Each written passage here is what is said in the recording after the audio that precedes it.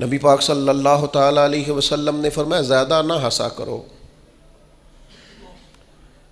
زیادہ ہنسنے سے دل مردہ ہو جاتا ہے، زیادہ نہ ہنسا کرو، الجھے ہوئے لوگوں سے گریزہ نہ ہوا کر، حالات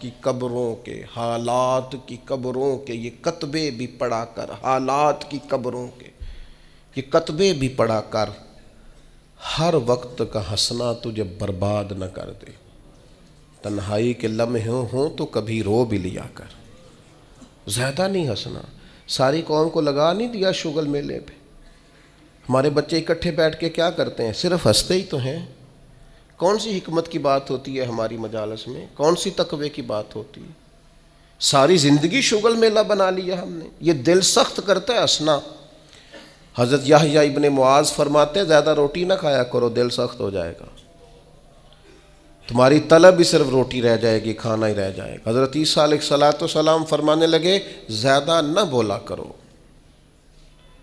اپنے جملوں کو بے وقت نہ کرو، اپنے لفظوں کی قدر پہچانو۔ جو لوگ زیادہ بولتے ہیں ان کے دل سخت ہو جاتے ہیں۔